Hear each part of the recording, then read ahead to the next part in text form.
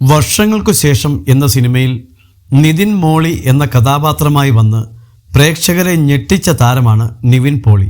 ഒരു സിനിമാ താരമായി എത്തി കിടിലൻ ഡയലോഗുകളും സെൽഫ് ട്രോളുകളും കൊണ്ട് സിനിമയെ മറ്റൊരു ലെവലിൽ എത്തിക്കാൻ നിവിന് സാധിച്ചിരുന്നു.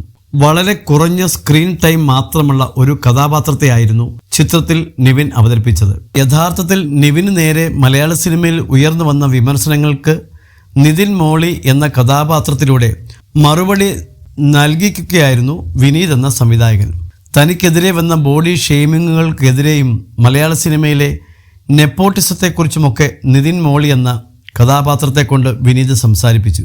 വർഷങ്ങൾക്കു ശേഷം സിനിമയിൽ സ്വയം ബോഡി ഷെയ്മിങ് നടത്തിയിട്ടും വണ്ണം കുറയ്ക്കണമെന്ന് ഒട്ടും ആഗ്രഹിക്കുന്നില്ലേ എന്ന ചോദ്യത്തിന് മറുപടി പറയുകയാണ് നിവിൻ പോളി. താൻ കൺസിസ്റ്റൻസി പിടിക്കുകയാണെന്നുമായിരുന്നു നിവിൻ്റെ തഗ് മറുപടി. മലയാളി ഫ്രം ഇന്ത്യ സിനിമയുമായി ബന്ധപ്പെട്ട് നൽകിയ അഭിമുഖത്തിൽ സംസാരിക്കുകയായിരുന്നു നിവിൻ. ഞാൻ മുൻപും ഒരു കാര്യം പറഞ്ഞിരുന്നു, കൺസിസ്റ്റൻസി എന്ന പരിപാടി ആക്ടേഴ്സ് മെയിൻറ്റെയിൻ ചെയ്യണമെന്ന്. ഒരു പടം തുടങ്ങി അത് തീർന്ന് പ്രൊമോഷൻ പരിപാടി വരുമ്പോഴും ആ കൺസിസ്റ്റൻസി കീപ്പ് ചെയ്യേണ്ടതുണ്ട്. നമ്മളെ കഥാപാത്രമായിട്ട് ആളുകൾക്ക് ഫീൽ ചെയ്യണ്ടേ? എല്ലാ പടത്തിലും ഞാൻ ഈ കൺസിസ്റ്റൻസി കീപ്പ് ചെയ്യുന്നു. അതാണ് ഒരു കുഴപ്പം. ഇനി ഒരു 10 ദിവസം കഴിഞ്ഞാൽ ചിലപ്പോൾ ഇങ്ങനെ ആയിരിക്കില്ല. അടുത്തത് കമ്മിറ്റ് ചെയ്യുന്നതനുസരിച്ചിരിക്കും അടുത്ത കൺസിസ്റ്റൻസി എന്നായിരുന്നു നിവിൻ പറഞ്ഞത്. ഇതോടെ അടുത്ത പടം ഇനി വല്ല അങ്കിൾ ബൺ പോലുള്ള എന്തെങ്കിലും പരിപാടിയാണോ എന്നായിരുന്നു നിർമ്മാതാവ് ലിസ്റ്റിൻ സ്റ്റീഫൻ്റെ ട്രോൾ.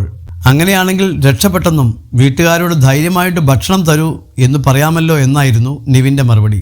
മലയാളി ഫ്രം ഇന്ത്യയിലെ ആൽപ്പറമ്പിൽ ഗോപിക്ക് എവിടെ നിന്നാണ് ആ വിഗ് കിട്ടിയതെന്ന ചോദ്യത്തിന് എൻ്റെ പൊന്നോ അത് ഓർമ്മിപ്പിക്കല്ലേ എന്നായിരുന്നു നിവിൻ്റെ മറുപടി. നമ്മുടെ DOPയുടെ ഒരു സ്റ്റൈലാണ് അത്. അവൻ്റെ ഫോട്ടോ വേണേൽ ഞാൻ അയച്ചു തരാം. അത് വെച്ച് കഴിഞ്ഞാൽ എനിക്ക് എന്നെ തന്നെ തല്ലാൻ തോന്നി. എന്ത് കോലമാണടാ ഇത് എന്ന് ഞാൻ ഡിജോയോട് ചോദിച്ചു.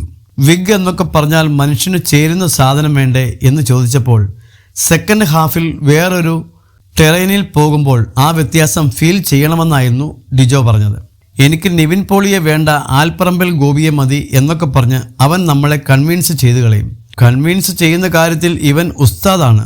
ഉസ്താദാണെന്നും പറഞ്ഞാൽ പോരാ, പകുതി മീശയില്ലാതെ വരെ ഇവൻ ചിലപ്പോൾ നമ്മളെ അഭിനയിപ്പിച്ച് കളയും.